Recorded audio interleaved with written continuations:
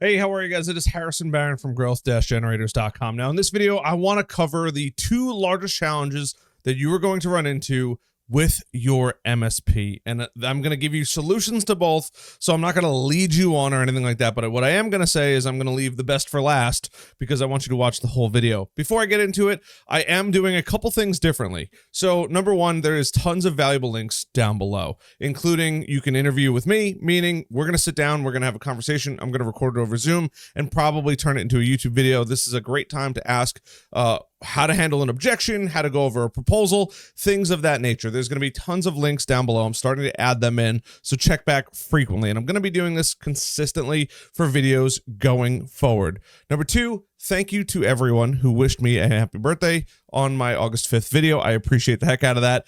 Thank you guys again. And number three, I've already mentioned it, but my webinar is getting revamped. It's going to be better than ever. So check it out down below, and I will make sure that I let you know immediately when the latest webinar is out. So let's get into today's video. The two biggest challenges that you're going to run into at an MSP. Number one is client acquisition. This is getting a new client in your front door. This is probably the hardest part about it. And the second one is going to be how to keep that client around for as long as possible. Now, I told you I'm going to give you some great secrets at the end of number two, but let's talk about number one to begin with. Typically, when you're going to sell a new client, you're going to be focusing in on services. That's how most people get started. Now, some people will go in as a more project style where they're going to go in, they're going to do the work and then try to sell services afterwards. And that's totally fine.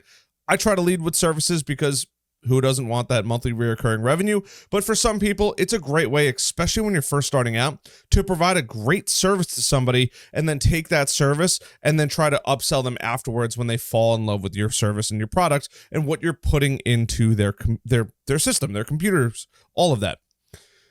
But the hardest part, and a lot of people don't leverage this, is number one, your pricing probably stinks. I can tell you that right now. I have started to review tons and tons of proposals, especially in this interview area where people can just ask me questions. There is a massive, massive gap in what you should be charging versus what you're currently charging. And you're leaving a lot of money on the table. If you want to hang out with me, sit down for a little Q&A down below, please grab that because you're probably leaving a lot of money on the table. But that's only part of the problem. The other part of the problem is onboarding. And I'm losing hair, if you couldn't tell, based on how many of you guys are not charging for onboarding. It is crazy to me. When you first bring on a client, there is a literal ton of work that you have to do. And if you're not doing it and you're like, onboarding is very quick and easy, you're doing onboarding very, very wrong. I have catalogs on my phone from now deleted, but of all of the pictures I would take in client sites. When you're doing onboarding, it is not just let me deploy my agents. It is having photos, having a video walkthrough. I mean, every single detail of that business should be photographed and stored in whatever storage solution you decide to use. But having it on there is a no-brainer. But here's how you're probably leveraging and using your onboarding incorrectly. With onboarding, most people just give it away for free, which in reality, it takes a couple hours or should take a large handful of hours, plus the remote work of deploying all the agents onto the system, taking pictures of servers, printers, everybody's desk, every computer in there should have some picture taken of it. But here's how you're doing it wrong. You're not charging. And if you're uncomfortable charging, this is how you get around to close more deals with a free onboarding. Although I don't agree with free onboarding, but you can leverage onboarding as a get in the door with us mentality. Let me explain what I mean by that. You should be charging X amount of dollars per month for your services. Just how it goes per computer. I've already spoken about this, between about $100 and $300. Grab that video or go check out that video down in the links below. But you should have that.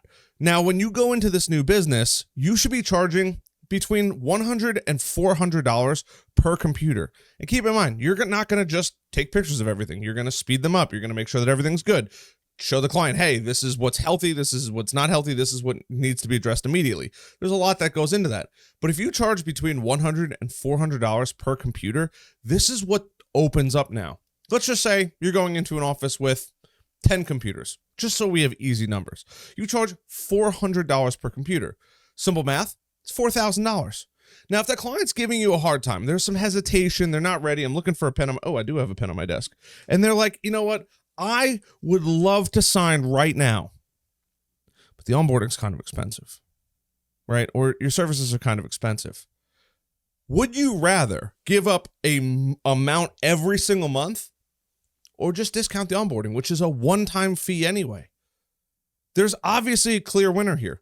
Why would you ever discount your monthly services when you could just give away the onboarding?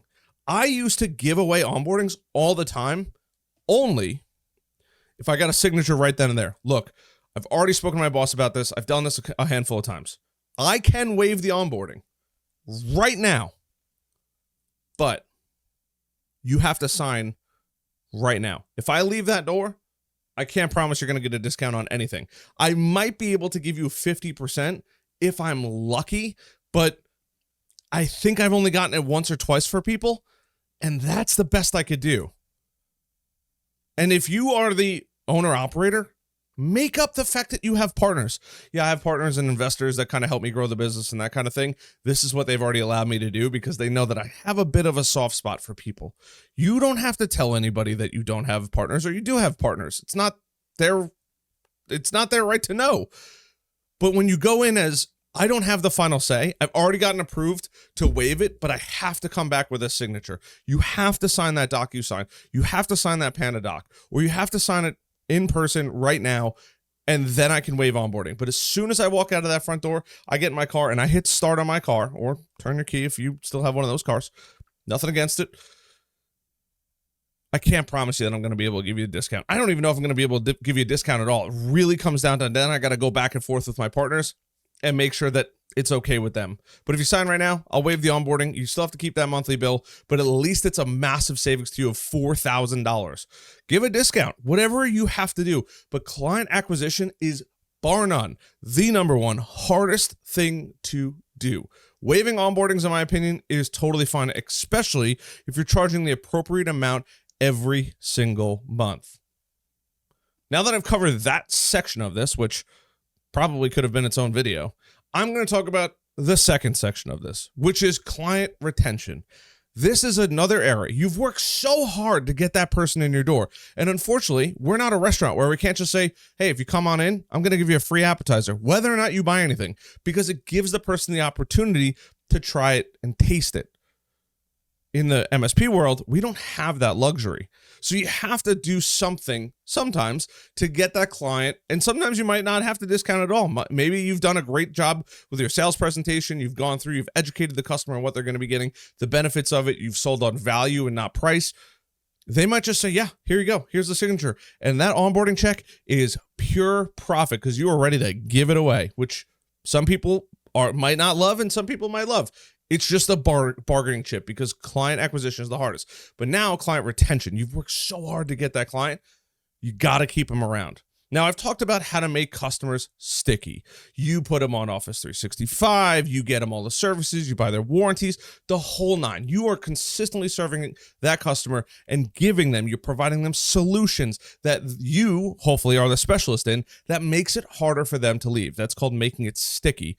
There's plenty of ways to do it, and you can get creative as you like. I probably put my pen down here. You have to think about other ways that you can retain that client. If you have a client that is unhappy with your services and they're thinking about leaving, letting them leave is okay. But at the end of every month, you need to go through a deep cycle of what could we have done better. We did XYZ thing for clients. There's a great service out there, SurveyMonkey, or if you use Go High Level, you could use Go High Level. You could ask for surveys. What did you think of service this month? What could we have done better this month? And nobody in the MSP world uses it. It is the easiest way to get real-time feedback, especially when you know that client, I almost took out a credit card here, but that client's handing you money every single month, month after month. Why would you not give them the opportunity to give you feedback that is only going to make your business better? Most of the time, clients leave because they are very unhappy. But if you can prevent them from ever getting unhappy, they'll never leave.